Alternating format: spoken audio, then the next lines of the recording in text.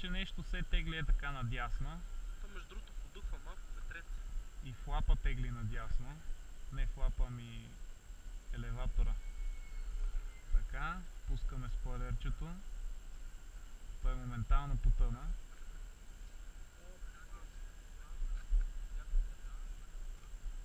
Чакай малко сега. Да го насочиме към нас. Не, естествено. Искам да мина от тук.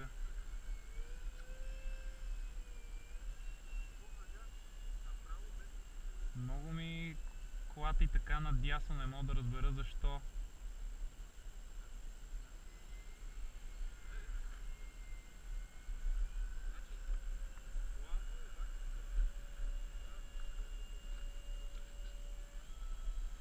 И другото, с което се боря още е това, като дам пълно отклонение на елеватора за лупинг и се изкривява яко настрани. Не мога да разбера защо.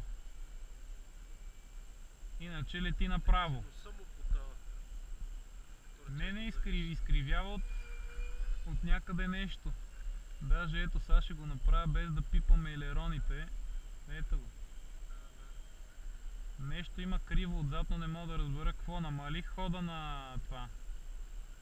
Даже дали да не пробвам да го намаля още 5%. Я да го сложим в някаква стабилна така. Servo Setup, Travel,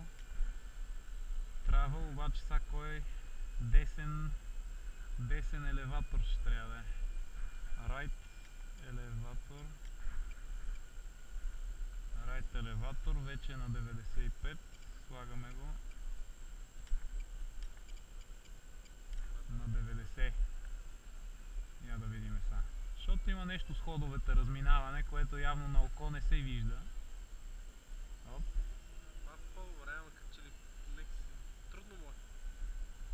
Не знам защо се разкривя. Може би да му е много отклонението, да му идва много, обаче не би трябвало, защото пък и с по-малко отклонение, виж, че пак прави като че ли така... Да, някакво толкова беше такова щупаното, но... Да. Така, добре, айде 80.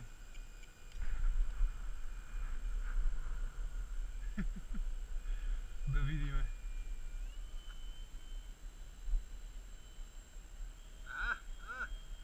Почти. Добре, 75.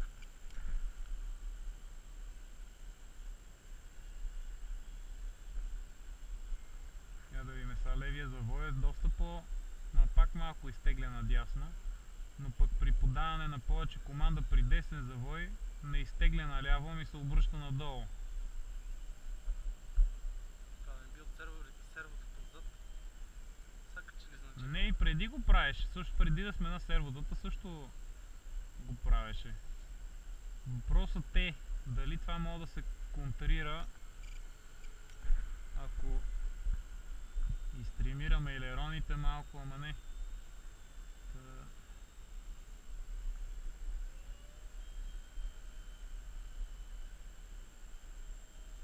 Не бе, пак го изкривява на 70%, го върнах вече.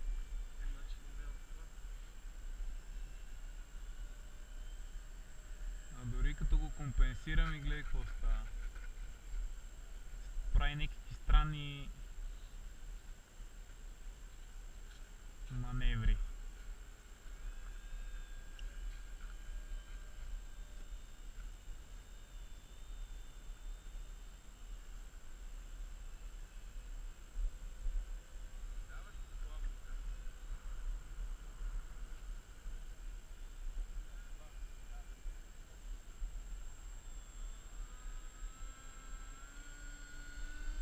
А като е с главата надолу, изобщо не ще да завие надясно.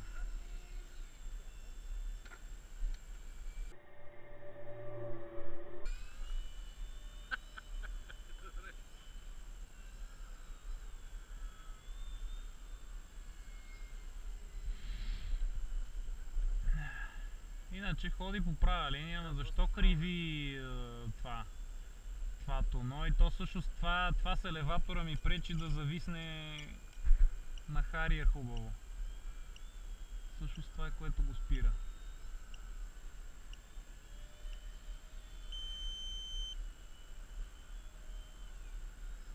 Като се качи горе и вече е време за кацане. Тъй че